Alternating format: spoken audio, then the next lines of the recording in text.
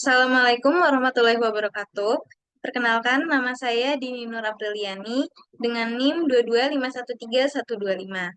Di sini saya akan menjelaskan mengenai salah satu materi yang diajarkan di mata kuliah hidrologi dan geohidrologi, yaitu perhitungan curah hujan rata-rata dengan 3 metode. Untuk metodenya itu sendiri, yang pertama ada metode rata aritmatik yang digunakan ketika memenuhi asumsi bahwa hujan yang terjadi dianggap seragam. Akurasi metode ini merupakan akurasi yang paling rendah di antara 3 metode lainnya. Untuk metode kedua, ada metode polygon Thyssen, didasarkan pada distribusi sebaran hujan pada daerah aliran sungai dengan mengacu pada pengukuran di stasiun hujan di daerah aliran sungai tersebut. Untuk metode kedua ini metode yang paling banyak digunakan oleh orang-orang. Dan metode ketiga ada metode isohyet yang menggunakan pembagian das dengan garis-garis yang menghubungkan tempat-tempat dengan curah hujan yang sama besar atau disebut isohyet. Dan metode ketiga ini merupakan metode yang paling akurat di antara metode lainnya. Kemudian saya akan menjelaskan masing-masing metode tersebut. Yang pertama, metode aritmatik.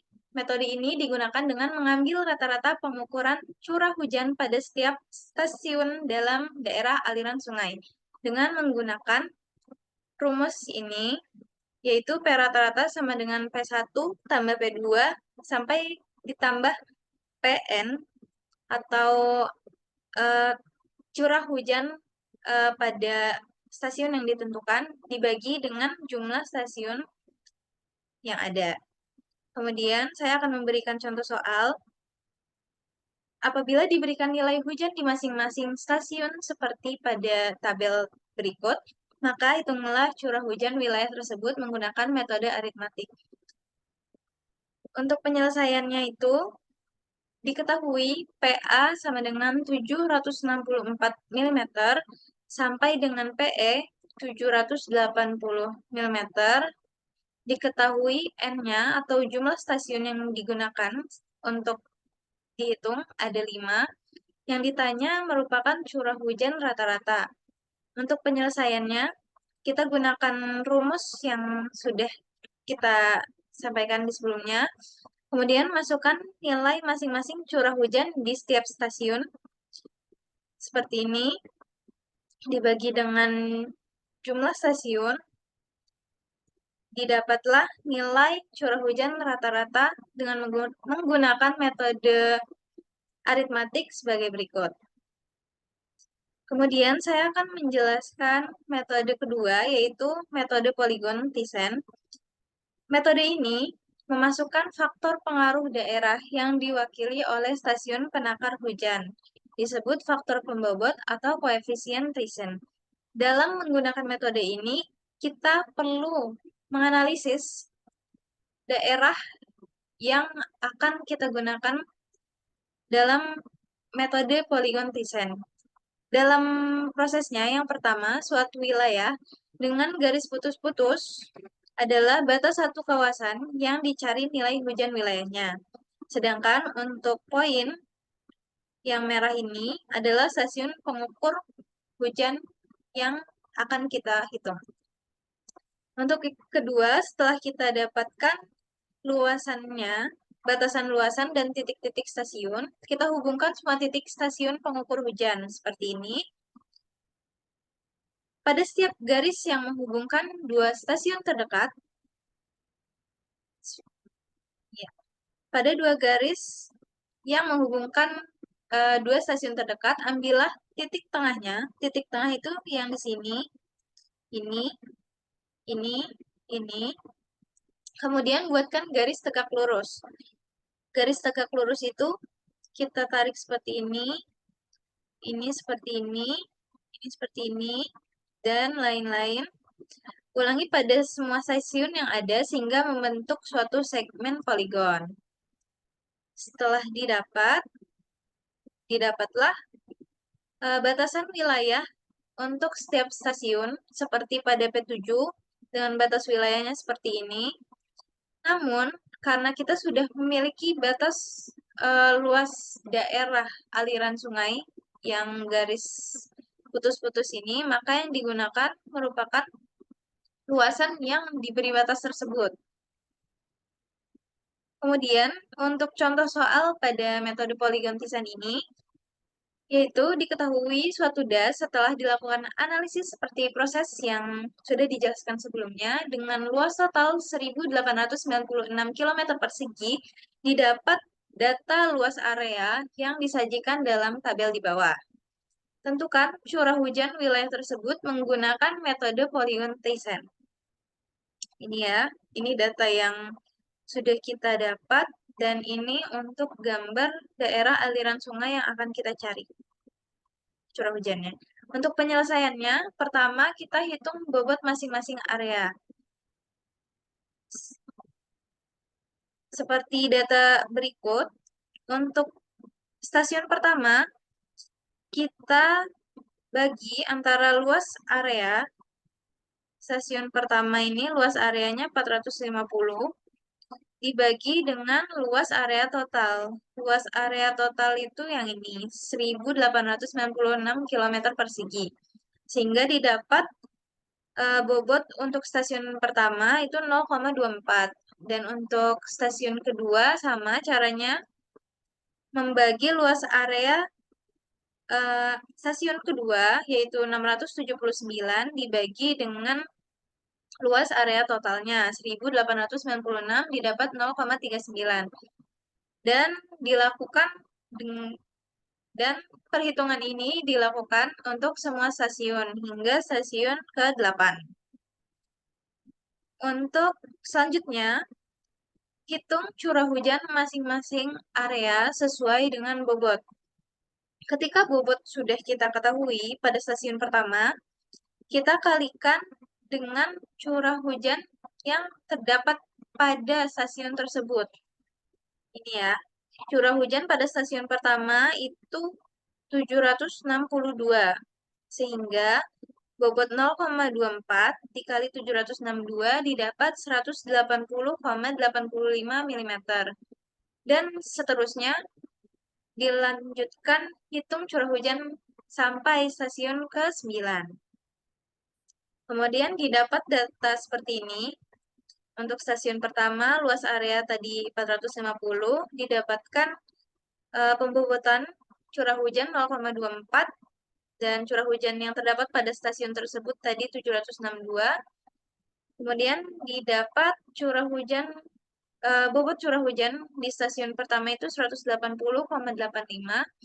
dan untuk stasiun lainnya dengan cara yang sama didapat nilai berikut sehingga kita jumlahkan bobot curah hujan tersebut didapat 467,23 mm.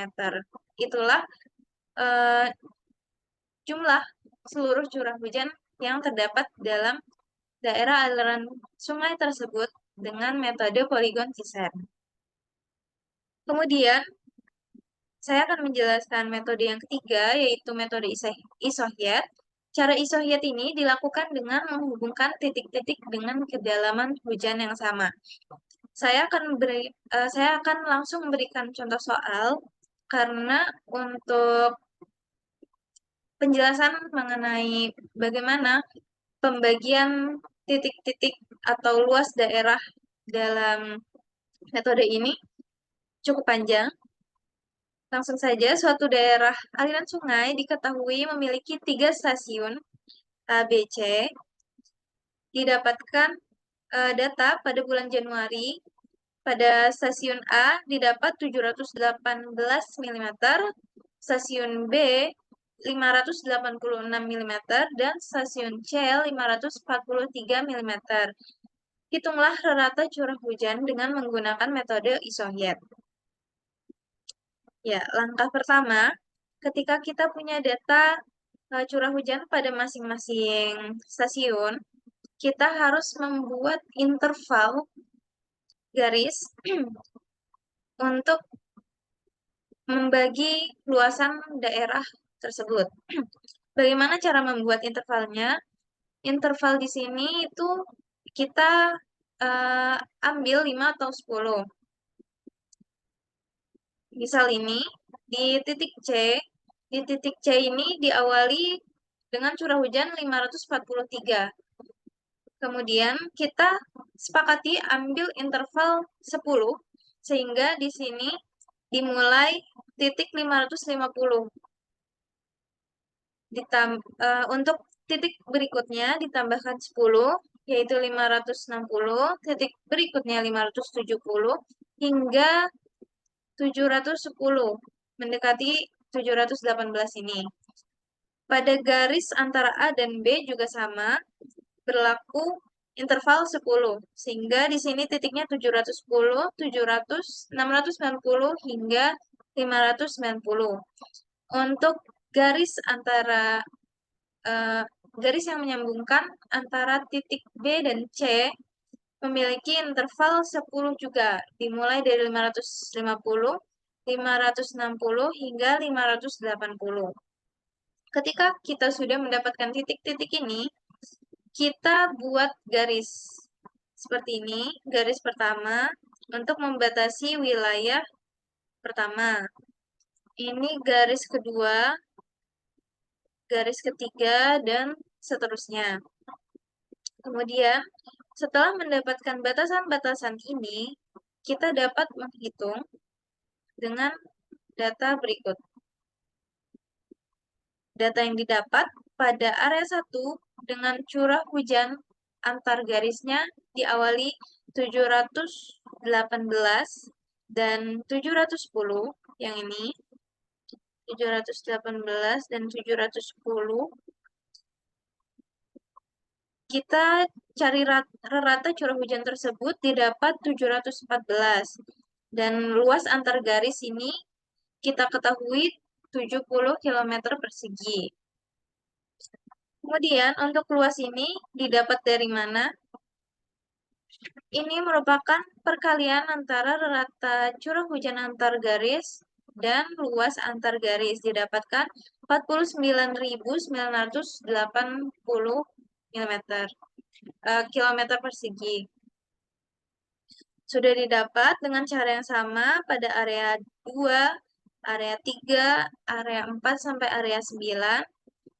Kemudian kita jumlahkan rata curah hujan antar garisnya didapat 500 dan luasnya didapat 317.230.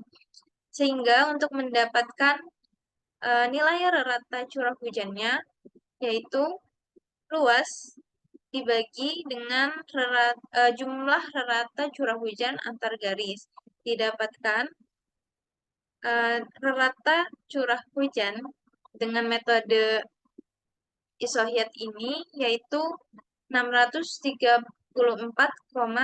mm. Ya.